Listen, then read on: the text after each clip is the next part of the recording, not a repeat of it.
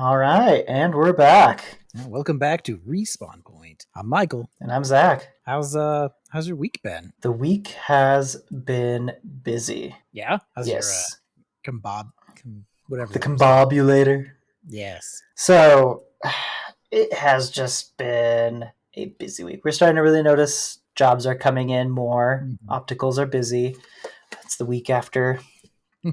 Thanksgiving, so everybody's trying to finish up with their insurance. We're getting jobs up into late, like over 300, 350 jobs a day right Oh now. wow.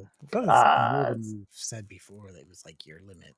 Like Yeah, we've been getting a lot more. So typically, I mean, when I first got hired on, mhm. our general output was like about 300 on average at most. I saw as like Oh, the okay. main, but of jobs going out that we had for the day, and then now it's getting up to 350s, almost 400s, Mm. and then on top of that, with the combobulator, we have.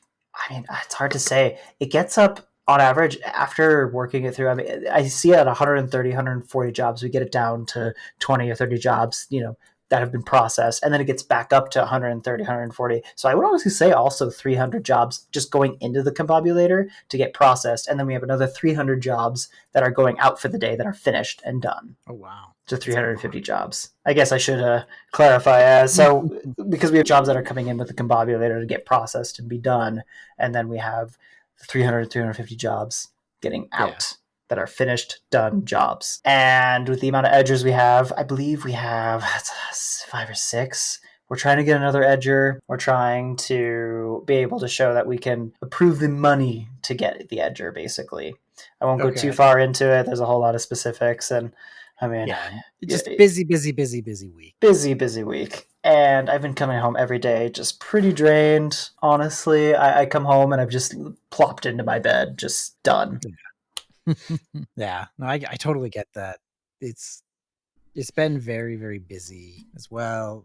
I mean, I got a lot of stuff at work that's been fires. I've been just trying to get things organized here. I've got, the Christmas and birthdays coming up. I've been organizing and ordering and Oh, yeah. preparing and all that. There's been, Yeah. there's been drama, all that kind of stuff. There's a lot of just busy things that keep me just stressed or, full of like, okay, I can't, it's hard to focus on when I want to get things done and then just get so distracted because I'm so busy or things got me preoccupied or I'm exhausted or stressed. Yeah, for me, it's I'm trying to get my Christmas shopping done on top of this, so I've just been using Amazon. I haven't gone out to a physical store to do Christmas shopping because I can't think to bring myself into a physical store to do it because I will be way overwhelmed. Mm. We're gonna try to go to a mall in the South area. I'm not gonna give names here.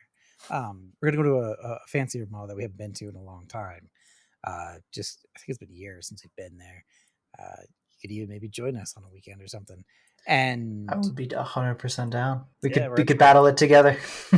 yes, so hopefully it's not too crazy. But the idea is to just go to somewhere else, somewhere new, a little bit of like the newness of it, to make it get past the overwhelming odds of being around a lot of people. So we'll try that and see. See how it goes. I've Yeah. gotten a lot of my online ordering done. Now it's going to be the in-person shopping. Yeah, that's where we are too. I gotta do a lot of gift shopping for my in-laws and be like, well, they only like this thing from this place or these range of things. So I Oh gotta yeah. be aware and focused on that. Oh yeah, and for me, it's just kind of staying focused on all of those things and having a list together, which lists have been my nightmare, which I'm trying to work on. We'll see how it goes. But Yeah. with shopping and going out this time of the year, Black Friday this year has not felt like Black Friday. No, and I even saw like on I think it was like on some TikTok or somewhere, but it was little videos where people are going to Walmarts and the Targets and they're looking at the sale Black Friday. It's now this price, and then they pull it out, look at the sale of what it was the day before, right before the sale price, and they're the same price. There Literally is the no same. sale. Yeah. Yep. I saw that video. I saw a Target video of it where they pulled back the sign and it was Hmm. the same price. They just marked Black Friday on it. Yeah. And I just thought to myself, I wonder if when I was still working at Target a few years ago, back in my Target days, if I would have, what was going on? I have no idea. I remember working at Target and having crazy deals. It was, I mean, you remember it's Black Fridays. You fight somebody for the last laptop that's 90% off and you get a little bit of stain. You know, you hear the horror stories. Now it's, well, it's like 10%, but, or there's nothing. And yeah, I don't know if it's businesses can't afford to do those big deals because they're not making, or they're worried about their profit margins or what. I don't Although know. if you could make a good sale, you could get the volume, which then makes up the difference, and you just have a loss leader. Like in during Thanksgiving, I think turkeys are Sam's Club's loss leader. I'm trying to remember. There was some loss leader where they're like they know they're undercard and they lose money on like a turkey. I could be wrong about the store, but I know it's one of them is turkey, and then. But they make a lot of money on everything else in the store. So they position it where the journey of the customer to the turkey, they're more likely to pick up those profitable items to get their prized cheap turkey so that they feel that they're winning, but they know and count on it being a loss leader. And I just don't feel like any of that logic is being played for the Black Friday at all. I would agree. I don't feel like there's any of that. I remember at Target, because we would also plan it the same way at Target. There's a whole psychology behind it. When you first go into the door, you are being controlled to see what are you going to pick up first? What are you going to buy? Yep. What's the journey of your market experience? What are the end caps having? Yep, What's your big exactly. leaders? Because big companies will also pay money for those end caps and what's going to be out there. But now I haven't gotten that. I've been to a Target and I was just not impressed. I didn't have any motivation to really buy anything. I've just been kind of like, I don't really want to spend my money. Have you Yeah. seen the memes as well where it says it's like $49.99 or what, $499? Black Friday says that it's actually like so it's okay. What is it? I'm trying to remember here. It's $499 originally, and then Black Friday was originally $699, but is now $499, and there's no difference. I feel like Yeah. that's the truth there. Or there's the change where they'll have it marked down. They'll then raise the price and then like right before the day of the sale for like Black Friday. And so they're like, this thing, maybe it was $4.99 like a week or two before, then becomes say like 600 or 700. Then they'll go to Black Friday and be like, hey, it's $4.99, which is what it was 2 weeks ago, but we marked it up to $7.99 right beforehand. And you're saving $200. And you're like, no. I'm And just spending. Amazon does this too. There's a add-on or extension I've got. I want to say add-on, but you know where I've been. The extension shows historical prices of Amazon, and it was like, I think it's honey. And then it was like, hey, here, this price has actually been, this isn't the highest or the lowest price, or it'll tell you if that price that's showing there reflects like market manipulation more recently, or if it's was just recently raised then lowered. It actually shows you the historical prices to be like, this actually isn't the cheapest it's been, or things like that. Oh So yeah, I think that is honey. Yeah, so it's helpful when I see things like that. it really helps kind of make you think, well, they're just telling me it's the lowest price. It's just using the buzzwords to get you more inclined to purchase that product. Yeah, I mean it's like American Furniture Warehouse, right? They have a sale every weekend, and they'll Every just tell you weekend's a every single sale. time. Yeah, they're like Memorial sale, Thanksgiving sale, it's Saturday sale, and they'll You do got that. up today sale. You get 80% off. You get 80% off every single day. They'll So just is it change the time. really a sale? Yeah, you're learning. So I always find that It's, funny. yeah. Every Which, time we drive by, we're like, every day is a sale. if every day's a sale, then it's not a sale. Let's be real Catching here. up. Yep. So, I'm not impressed. It just doesn't feel like Black Friday. I haven't heard anybody get ran over. I haven't heard about anybody. gee, I There's miss a the days people got ran over. yeah. That's just the spirit, isn't it? Remember when you at least hear one story of somebody talking about getting trampled, or I had to beat this person to get the last, just horror stories. And I I don't know. I just want to hear someone win. I want to hear someone be like, yo, man, I got my 72-inch plasma TV and I got it on 80% off and it's hanging up on my mantle right now because it's amazing. No, Hell yeah. I'm hearing I didn't get shit. I didn't get anything. I just went in, I was like, and I noped out of there. And you're like, okay, cool, I'm out. I went in and I said, "Oh hell no, I'm done. I could have just stayed home." Yeah, as well. But besides Black Friday, is there anything else going on? Yeah, I mean, I can go right into it. The To avoid even looking at sales or purchasing or going to Black Fridays and being like, okay, let me move on back to that to what I try to do to potentially earn money on the side to purchase said TVs and things. Okay, Side hustles. buy food, survive. Let's be honest. Yeah. I said in the last episode I'd be getting a video out for my main other channel that I do, and looking at it, I could have gotten a video out for tomorrow.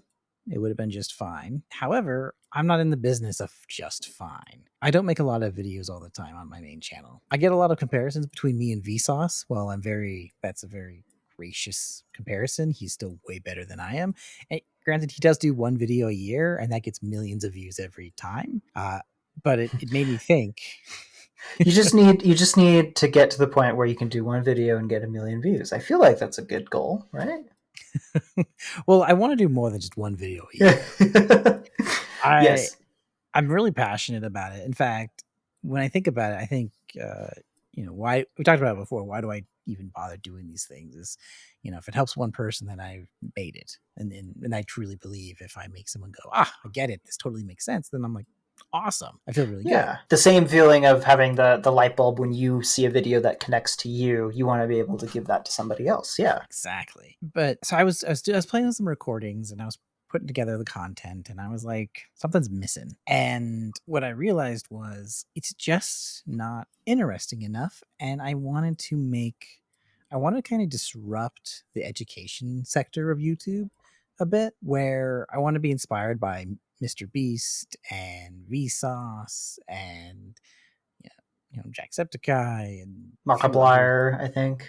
Yeah. Markiplier, and in the coding world, like Brackeys and Cygor and stuff like that. Even 8-Bit Ryan is a big influence for me because the way he edits things, I really like that. The thing that I'm looking for is entertainment value, but also keeping educational content in there that people get the value from watching it. I want them to be like, hey, that was cool. Hey, that was funny. Hey, that was interesting. But when they're done, they're like, yeah, no, I get it. It totally makes sense. And I really enjoyed learning how this was done or how to do this without it being a slog. Because sometimes you'll open a tutorial, whether it's, my daughter recently just did a bunch of tutorials on how to do all these yarn stuff. So she's making scarves and Okay. plenty of things. She's making a lot.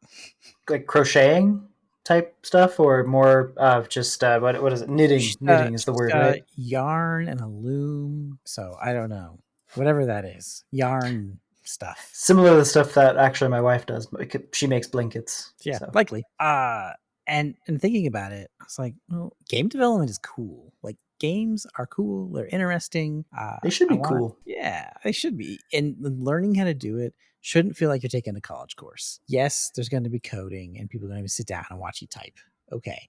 You can only make that so interesting. But I've seen people make that stuff interesting too. There's a guy on Twitch, shout out to Jitspo, who, as he types in his editor, it does the like Street Fighter like combo double tech ×3 ×4 as he's typing in a row as he completes a statement of code. It does that on screen. So it's like, it's still interesting. There's still ways to make even typing text into an editor interesting. So interesting. So it's just making the mundane tasks still like fun and finding a way to make those little things give you little boosts here and there, where it's just not just a slog and you're not just doing the casual thing. It's just like, cool, got a combo on that one.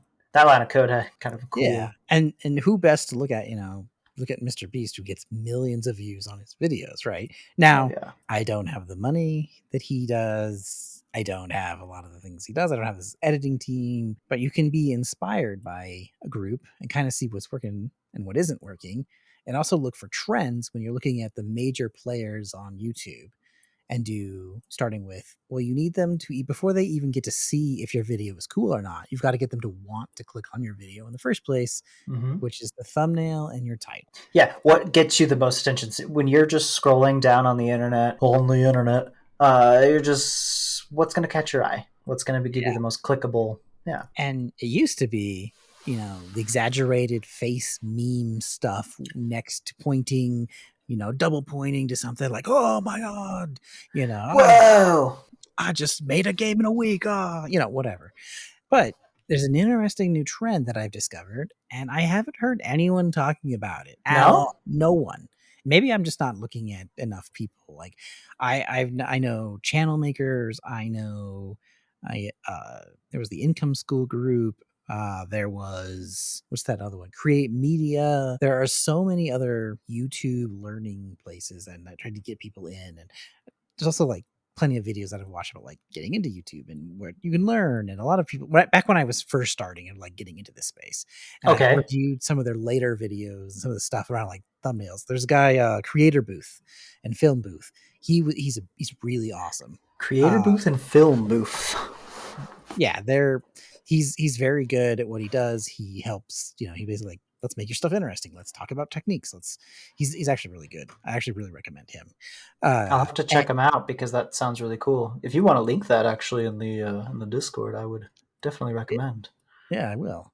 But the thing is, no one is talking about this thing I've noticed, where I look at, and anyone right now, if you're sitting at your computer or you have your phone and you're not driving, please, if you're driving, get to your destination and just listen to this and keep going.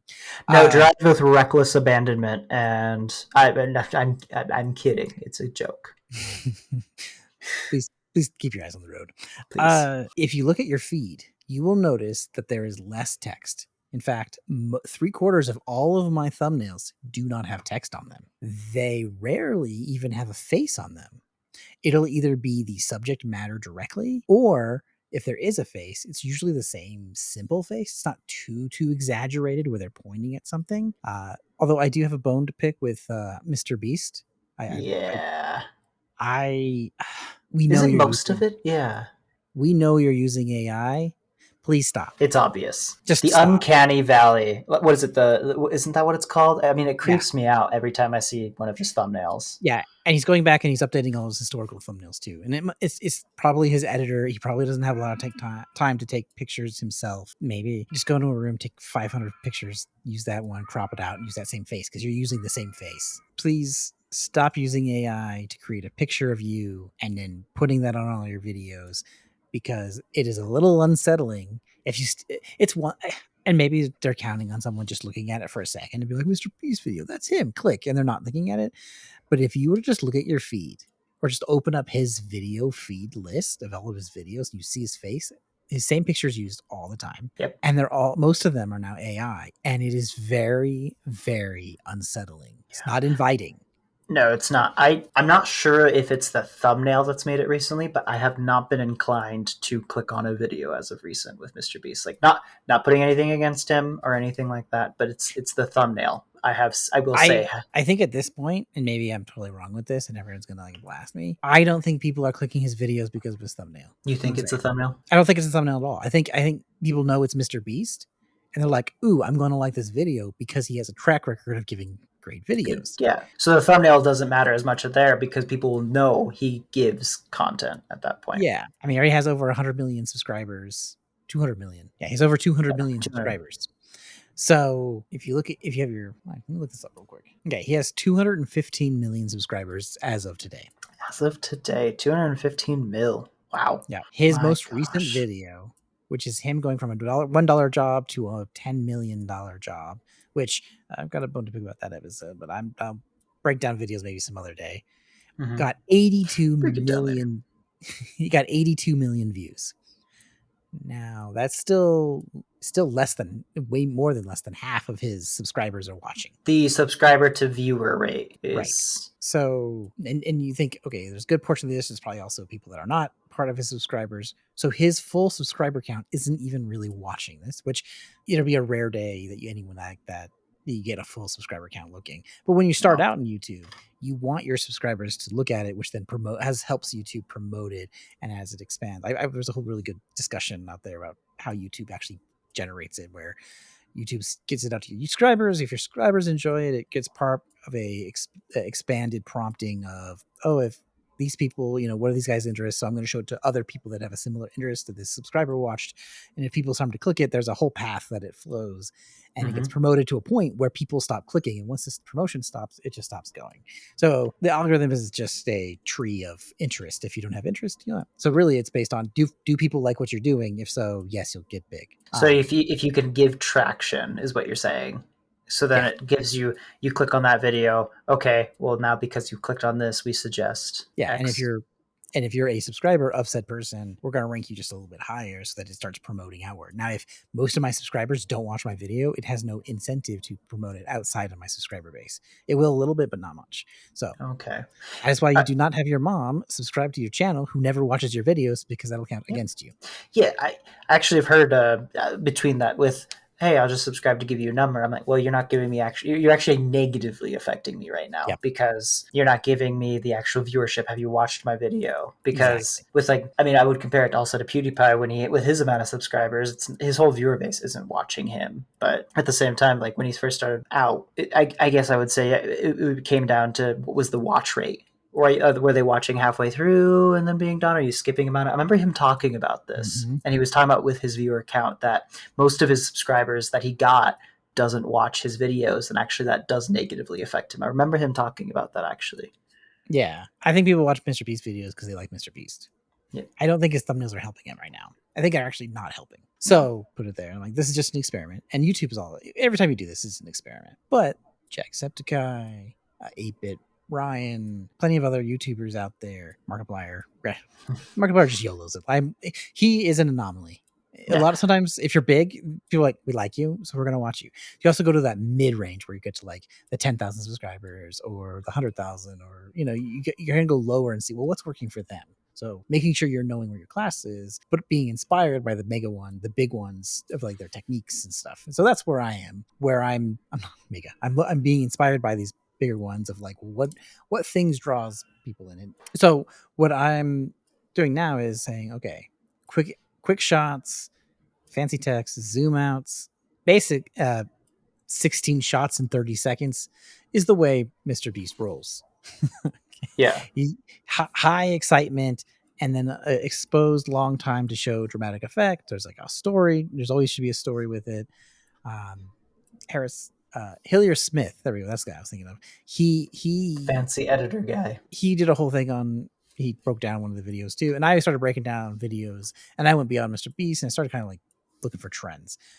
And I want to try to adopt some of this styling for my next video. And in the end, the one thing I am going to do that's similar to Mr. Beast and probably a lot of these YouTubers is I want to just make the best video I can. And my skill set right now isn't great. My editing is okay. I don't have an editor that does things for me. I didn't do this myself. And I just want to get to the point where I can level up those skills, show that I could do it. And then eventually I'll hire someone and say, this is how I want it done. But right now I've got to level up my editing skills. I got to be inspired and say, how can I make the best video possible? Yeah. I want to do that because for us too. because also, well, if you don't know the editing style that you want, it'd be hard if you hired on an editor and you don't know what to give them either, right? The direction Yeah. you want to be able to show what you want. What is your landscape? What's your portrait that you want? Yeah. Basically. And I also want to mix my own style into it. Like I love stylized art. I love like epic anime scenes. I like high energy moments and synergy. Like when two punches hit and then you have another scene where it's like two hands are together or a hand against a wall that like moves, and there's a transition for that name. And I can't remember for that effect. But yeah, but there's things I want to get better at and do and just apply to this, and it just be an extension of my creativity. Yeah, you want what you're putting out there to be an extension also of yourself. Is what you're saying. Yeah. This is my way of saying I don't want to really quickly make a video, get it out there to say, hey, I got a video out every week. I want to just work on do the best I can. If you're just checking a box, just to check a box at that point, what is the point at that point? point at that point. Point. So yeah, I mean, I was actually taking a look here while you're talking about thumbnails. There's a guy I've been recently watching called Nixium, and I've been just kind of seeing what he does for his click rates. He doesn't really use his face a lot. He actually Yeah, uses mostly the just content. pictures, the content. He Yep. has like he'll put like for World of Warcraft is his main stuff that he puts out there. He has a picture of the Lich King's helmet and then Frostmourne. What happened? Very little context on text, but it's mostly Mhm. showing the photo. You have just a big face here for Star Wars The Old Republic showing the dark Sith guy that I don't remember his name, but the point still gets across that he's going to talk about something within Star Wars The Yeah. Old Republic, and there's going to be some facts that he has in there. Yeah, That's cool. when you're starting out, who you are means nothing to anyone. They don't know who you are. So your face sometimes actually removes value. I had a interview with Film Booth a while ago, and I had my face on every thumbnail in the beginning. And he was like, Nobody knows who you are. there are people, there'll be when you make content, there's people that are going to find you by discovering by search or browsing, and they're just going to discover you. Your face could actually stop them from doing it because they don't know who you are. They don't have any interest in that, and they might look at your view count and say, "Oh, this is a low quality newer guy. I don't want to risk, being disappointed. Oh, there's a really There's cool not other video right here. I'm going to click that instead." there's not trust, basically, is what it's seeing your face. I don't know who you are. I don't know what's going on. The There's numbers are Yeah, there's nothing connecting me to my viewership.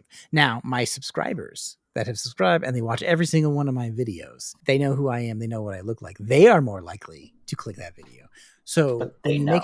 when you make a video, you should also be thinking about, am I making this video for discovery, for my subscriber base, general wide, like I want to get the widest viral kind of video out there, and that then goes into your planning for what your thumbnail is. Because yeah, sometimes use your face. Be like, it's me. This is my content for my people that click the subscribe button and want to be here for you. You make videos for those people because they're following you. Yeah. But you also want to get other people in. So like what you're saying is kind of similar. So like for the people that have subscribed to us, they're seeing the pictures, our faces in the thumbnail. Yep. We're putting that out there. But for our say the video we're making for Yes. hardcore, we're probably going just to use more imagery, I would say, Yep. for that, wouldn't you say? Oh Because yeah. that's going to be a discovery video. Yeah. In my head, I'm thinking gravestones is already I what I'm see thinking that. about. Ooh. Yeah. I'm going to be excited to see it. We should kind of come up with some ideas for that one. I'd love to see what we can do. Some gravestones. Ooh. We'll have to return back to that one. So yeah, and the reason we do our faces and our whole like us picture for the podcast is that is the content. The content is us. So Yeah. that's why I don't be like, I'm going to make a viral video about a podcast. No one cares. Yeah. If you're here for you, we love that you're here. I'm so thankful that you guys listen or watch us. Yes. You guys are heroes for us, and I am glad to have you. And this content's for you, and I hope you enjoy it. Enjoy it to its full experience. Both of our faces and words. Or not, and I'm sorry. But, Or we're just shouting out to the void. No. That's okay. Sometimes you gotta let it out, All right. Speaking of our challenge, I think I went on a YouTube rant. If people really like me talking about what I've learned on YouTube and what has worked and what hasn't, granted, I'm not a superstar YouTuber, so I may not be the right person, but we're making stuff. If you like that content, if you're on YouTube, let me know, or if you're on, I think Spotify lets you do comments, maybe, I don't know. Either way, let us know. We also have a Twitter. Shout out at Respawn Point Twitter, and you can message us there too to be like, if you want more of this kind of content, let us know. What are you guys into? And we'll talk more about those things. Maybe, likely. Yeah, we would love to have your feedback. That helps guide us in a good direction. Let us know what you guys are wanting. Yeah, like, can you hear my cat? Sometimes you can. Hopefully not this time. Is she craving that kibble? Do you want to know that or not? Isn't kibble for dogs? I don't know. I call kibble for everything. I mean, for my cats, I always tell like my cat O'Malley, I'll just be like, are you craving that kibble? So I don't know. I mean, I have a dog and a cat. So to me, kibble is universal. It probably is. I mean, I don't know. I just buy the stuff. Give it to him. Kibble has become the yes. But yeah, so all the transition words are happening here. Hardcore classic. Yes. This is the wow portion of the episode, everybody. Yes. How are you feeling? We've been doing recording for that challenge. We're not going to give too much away. We're not going to talk about No, the video, but feelings around that. there How's are the journey been? there is 19 days left in our challenge. There's been a few days where we didn't play. We needed some needed away time. Thanksgiving was in there. The other day I didn't play. I was exhausted. I didn't want to kill my character. I'm feeling good about my run, my death rate, and I'm feeling. I know we'll get to it. We'll get to it. Mm-hmm. There's some grindy stuff. Like I'm so broke in the game that I have to go and do a bunch of farming.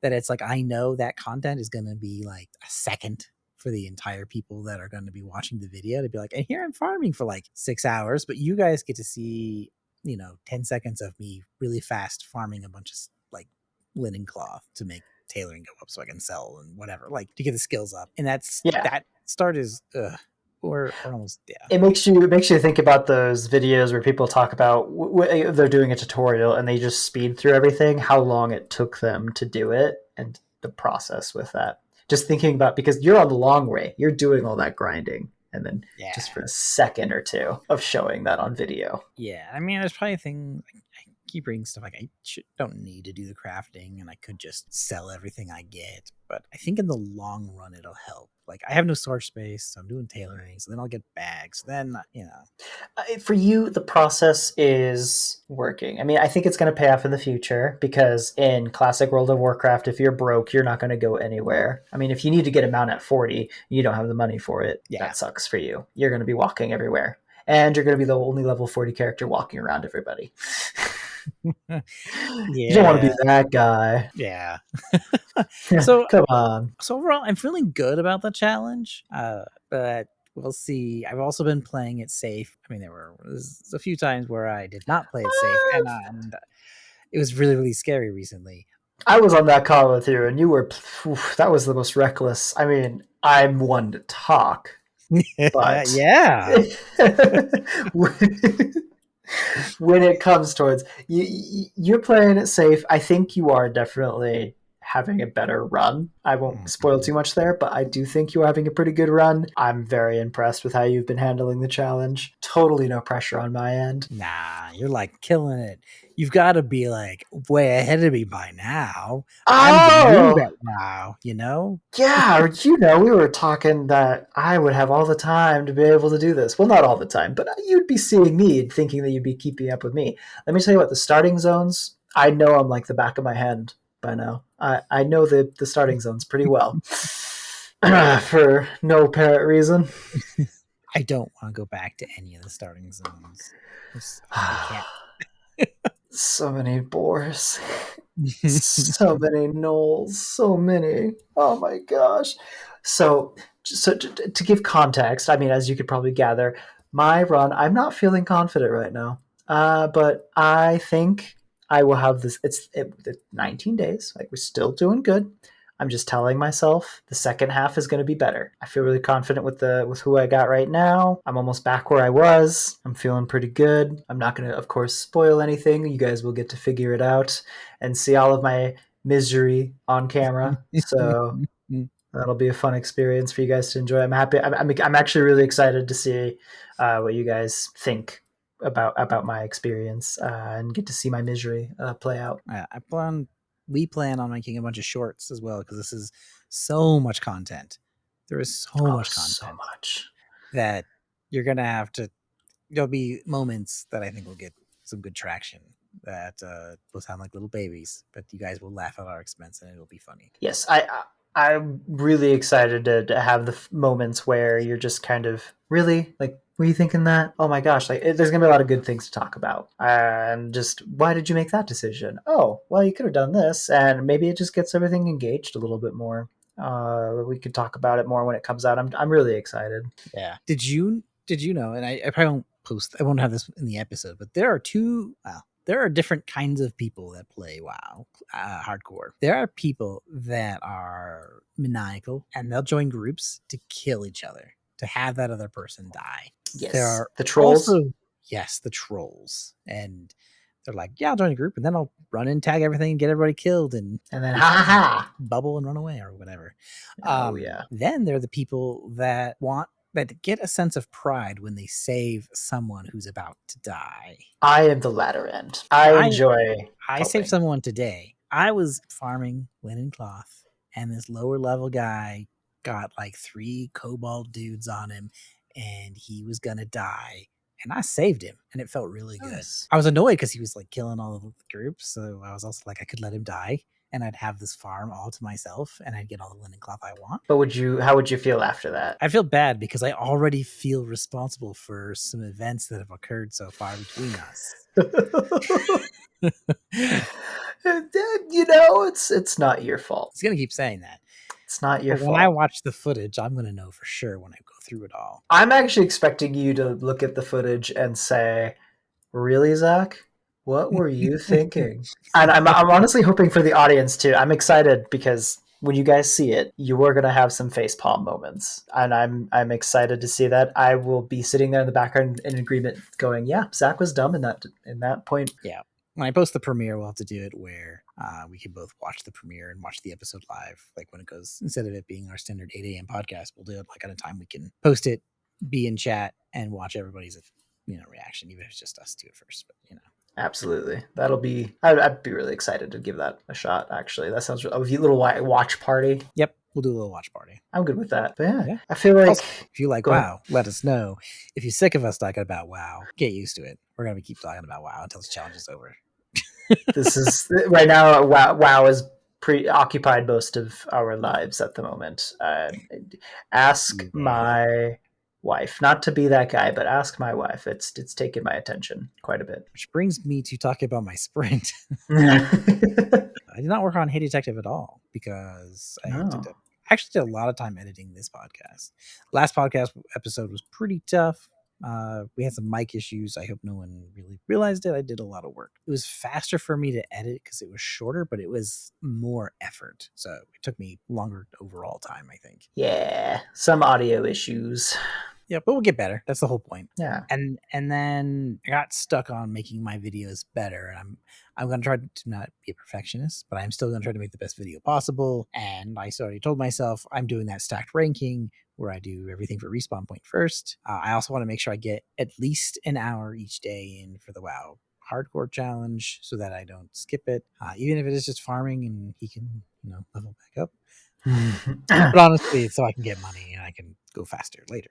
And get your stacks. Yeah. And then it'll be my game dev channel and making the best videos there, and then working on my game, and then all the other stuff below that. So if I can get through my stacks, it's great. It just, these first few sprints actually start seeing what you can and can't do, how much you can take on.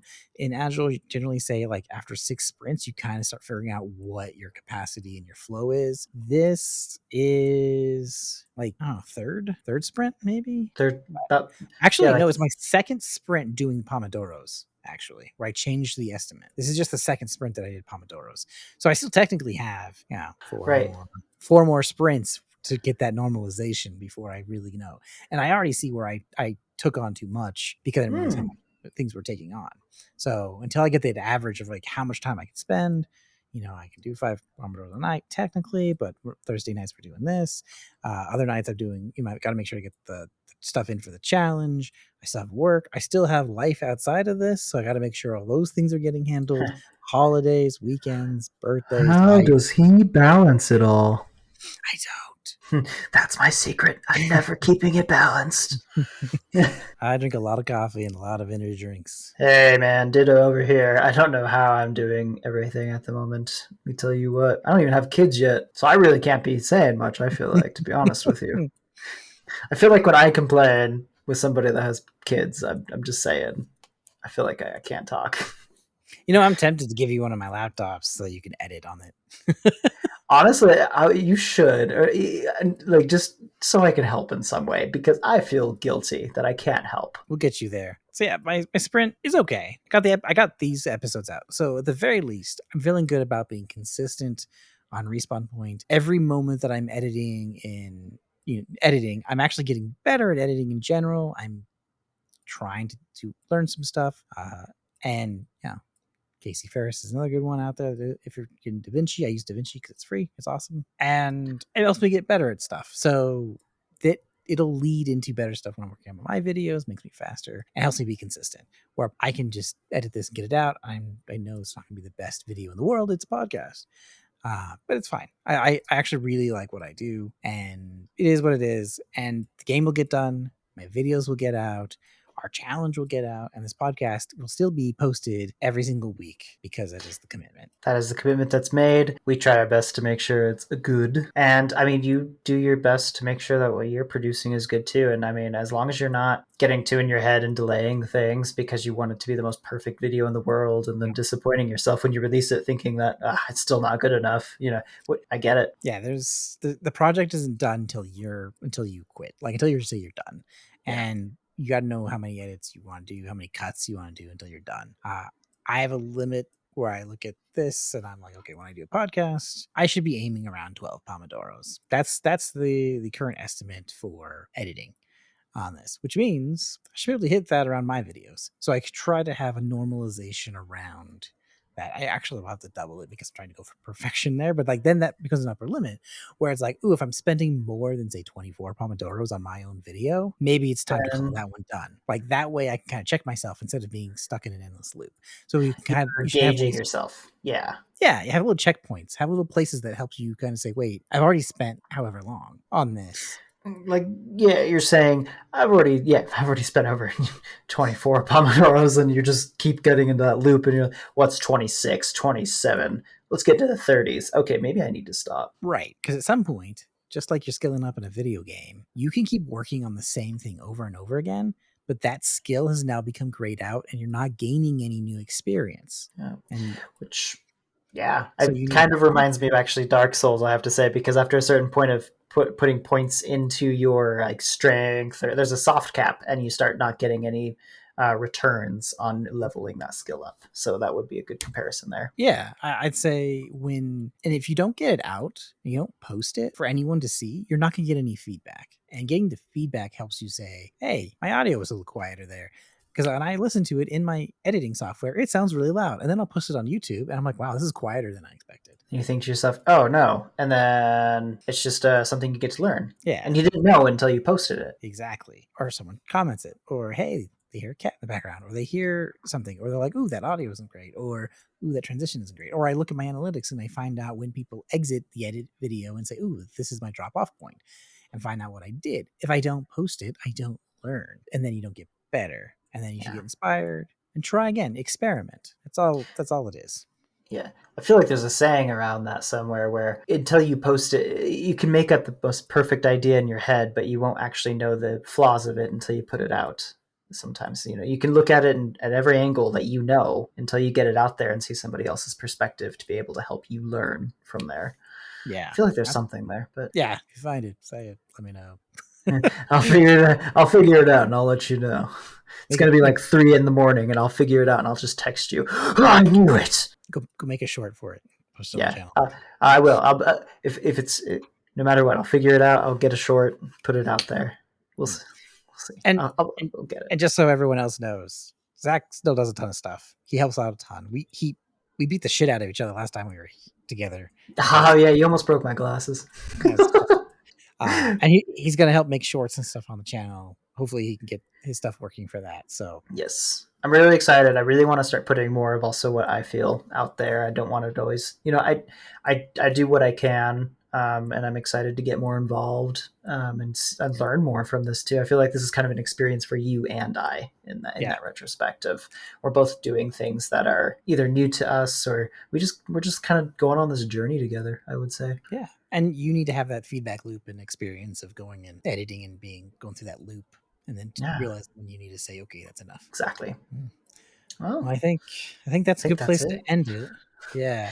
You do you have anything to plug? I'll plug. I honestly recommend Nixium, that YouTube channel that I was talking about earlier. He talks about a whole bunch of World of Warcraft. Talks about just how is the current expansions. Gives a lot of good feedback on like hardcore classic. So if you've been enjoying the WoW talks that we've had, honestly, if you want to get more of that, I recommend him at youtube.com/@Nixium on YouTube. Great. Yeah, I'm gonna shout out film booth. He was awesome in helping me get started from like a starter perspective. Like, I don't have $1 million. I'm not Mr. Beast. I don't have editors, and really just kind of how do you do stuff when it's just you, and gives a lot of like fresh perspectives. So I'm a big fan of Film Booth. He also has another channel called Creator Booth. Go check him out if you're into YouTube and trying to get started in, say, film or creativity, or all that kinds of stuff. So let's shout them out. And of course, our channel, Respawn Point. Absolutely, yes.